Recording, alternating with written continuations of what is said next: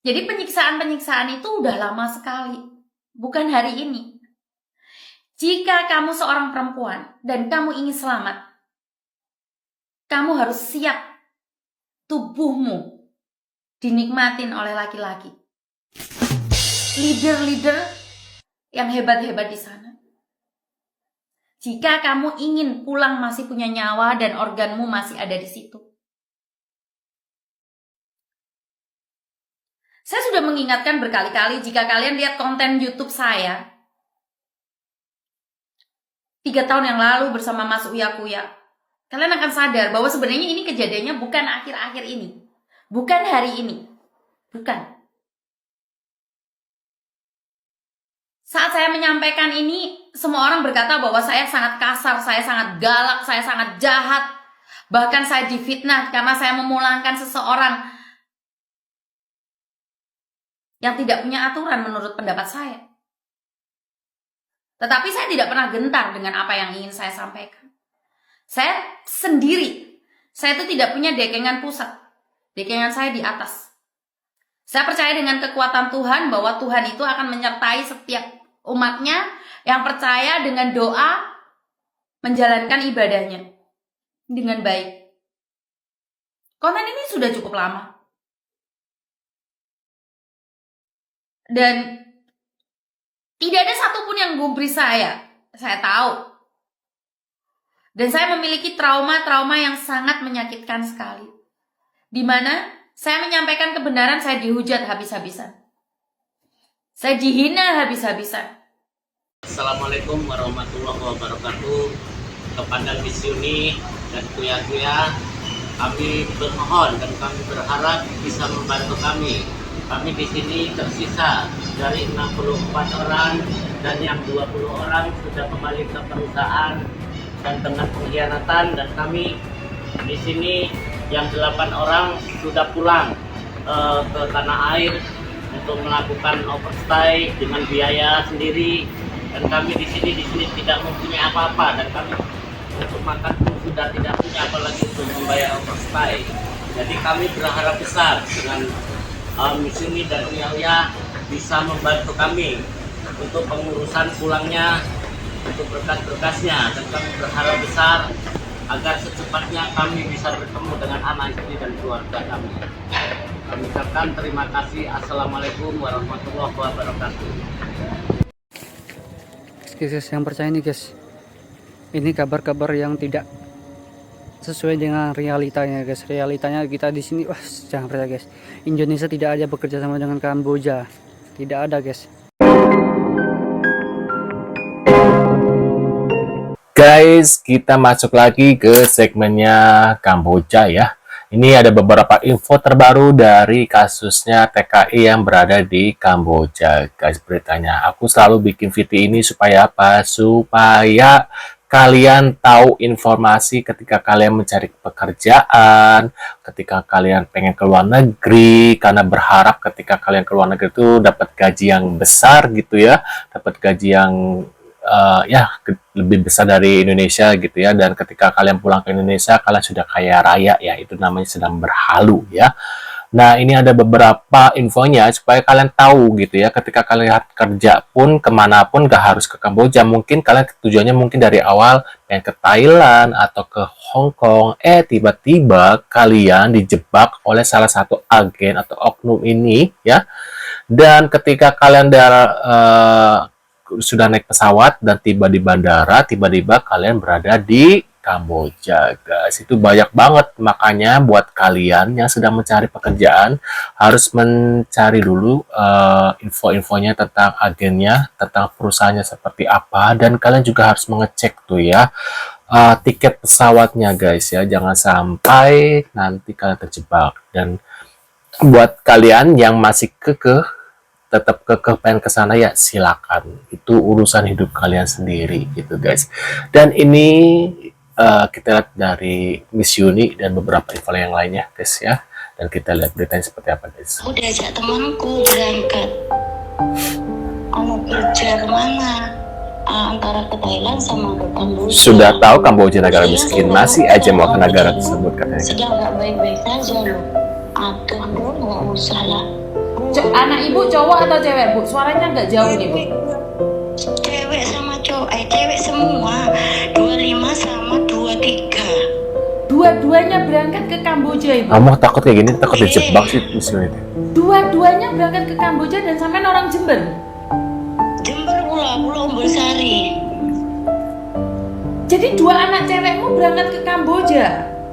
Iya, itu dua-duanya lah. Habis itu dapat berapa 3 minggu sebulan baru saya buka, ada lihat TikTok kok ada Kamboja gini-gini. Waduh, langsung langsung ya Allah, kayak mana ya, muka anakku selamat gitu. Habis itu kan dengar lagi ternyata kok 2 bulan itu masih dapat gaji, tapi nggak sesuai, cuma dapat gaji keluar dapat gaji $200. Apa tuh keluar? Dapat gaji $200.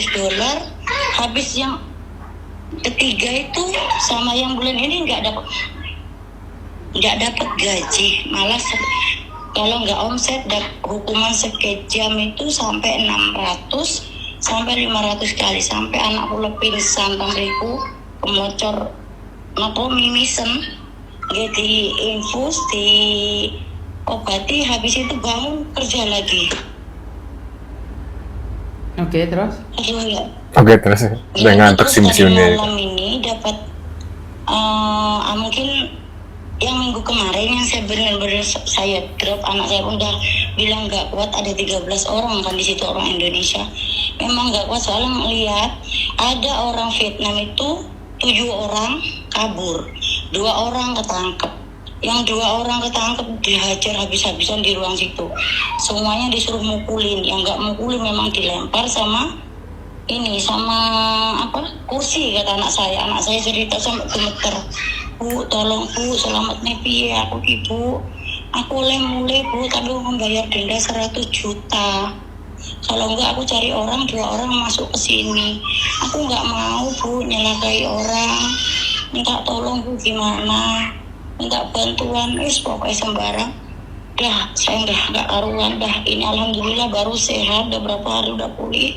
Tadi malam dengar lagi anak Filipina 6 orang disiksa gara-gara dia telepon polisi. TKP Bu, yang perempuan tuh disetrumi semua. Pergi ke Kamboja tanpa melalui pemeriksaan di bandara. Memang udah bilang ke Kamboja dari awal udah ngomong Pergi ke Kamboja tanpa pemeriksaan bandara. Setelah itu dijemput sama, nah ini yang saya agak saya kurang entahlah, mudah-mudahan aman juga untuk speak up ini, karena memang ada VIP Land namanya, itu dijemput di hotel itu langsung dibawa ke bandara tanpa saya melalui pemeriksaan. Waduh, berarti kan ada oknum-oknum yang terlibat nih guys ya di bandara juga guys. Gitu. Oh di sana gitu Mas? Bukan di sana, justru di sini. Oh di sininya? Justru di sininya. Tanpa melalui pemeriksaan apapun langsung los gitu aja, masuk gitu aja. Jadi di Mas imigrasinya. jadi Mas nggak ditanya ke Kamboja ngapain? Nggak ditanya. Berapa lama? Kan biasanya kalau aku keluar negeri pasti ditanya berapa lama nih? Bahkan disuruh nunjukin tiket baliknya kapan kan, pasti gitu kan. Karena gitu. supaya tidak adanya terlantar di sana atau jadi gelandangan di sana. Betul, ini nggak ada sama atau sekali. Imigran ya? Ini nggak ada sama sekali. Oh. Gitu. Waduh guys ya, ngeri ya, berarti ada oknum-oknum yang terlibat nih guys ya dalam kasusnya ini guys ya. Dan kita lihat lagi guys, ada apa lagi? Komentar kakaknya, katanya ini orang sudah Filipina ini, terbukti orang kampung saya disiksa di orang. Kamboja, dan alhamdulillah sekarang sudah berhasil dipulangkan ke Indonesia karena bantuan pemerintah Indo. Iya benar sekali kakak, alhamdulillah temannya udah selamat. Nah pertanyaan saya satu kepada kakak ini, pertanyaan saya ke kakaknya, apakah yang menyiksa orang Indo itu, teman kakak itu orang Kamboja, orang asli negara ini, negara yang disiksa itu? Coba nanya, mana tahu dia disiksa sesama orang Indonesia atau sama orang CK. Coba nanya. Coba nanya, coba kalau udah dapat jawabannya nanti kasih tahu aku juga ya. Aku juga mau tahu. Aku mau tahu tuh yang nyiksa dia apa orang Kamboja atau orang ini, orang Indonesia. Karena kebanyakan kasus yang aku lihat disiksa itu sama orang Indo, kalau nggak sama orang CK. Atau enggak mereka disiksa karena memang pure kesalahan dari merekanya sendiri. seperti curi uang perusahaan, nah ngambil curi-curi data perusahaan atau apa gitu. Tapi intinya satu, kalau kalian kalau kalian merasa ragu datang ke Kamboja karena negara Kamboja seperti neraka atau bagi kalian, jangan datang. Karena negara kami itu ya baik-baik aja kami di sini. Kalau nanya orang Kamboja baik-baik nggak? Ya cuma nanya orang Indo yang tinggal di Kamboja ini, apa orang Kamboja semua jahat? Bahkan orang Indo sendiri itu yang jahat, datang ke sini bikin kriminal di sini, nyebarin ke sana ke sini. Negara Kamboja tidak baik. Sedangkan yang bikin negara kami tidak baik itu siapa? Coba tetap kalian. Coba kalian ngomong sama Cina, negara Kamboja bagus gak? Pasti mereka bilang bagus di sana. Coba nanya orang Indo, negara Kamboja seperti apa? Negaranya tersiksa di sini, bla bla bla bla, disiksa, disetrum, dibunuh, di ini. Pertanyaanku satu, yang bunuh itu apakah orang yang Kamboja? Yang siksa kalian itu apa orang Kamboja? Hah? Aneh. Coba nih kakaknya, kalau kakak tanya teman kakak itu disiksa sama orang apa kak aslinya? Kalau orang Kamboja, tapi kalau dia disiksa sama orang Kamboja, coba nanya, karena apa? Aku mau tahu juga sih. Ya karena selama ini aku belum pernah dengar orang Kamboja nyiksa orang Indo. Tapi kalau nyopet, itu kemungkinan ada. Ya negara mana juga ada sih. Mau orangnya kan tidak semua orang juga baik-baik banget. Tapi yang kalau nyiksa-nyiksa siksa-siksa orang Indo yang di company-company itu, kalau orang Kamboja sih aku yakin 99% itu nggak ada. Waduh guys, menurut pendapat kalian gimana nih? Apakah sependapat dengan Mbak ini yang dari Kamboja? Ini Mbak ini orang Kamboja yang sudah fasih berbahasa Indonesia guys. Tulis di kolom komentar ya, bahwasanya ternyata banyak yang menyiksa tuh bukan orang Indonesia, tapi bukan orang Kamboja, tapi orang Indonesia guys. Menurut kalian gimana nih? Apakah kalian setuju? Mungkin kalian bisa tulis di kolom komentar, atau mungkin kalau misalnya nonton video aku, bisa tulis di kolom komentar ya. Terima kasih sudah hadir dan jangan lupa bantu subscribe dan sampai jumpa di video selanjutnya. Saya selalu buat kalian ya. See you guys.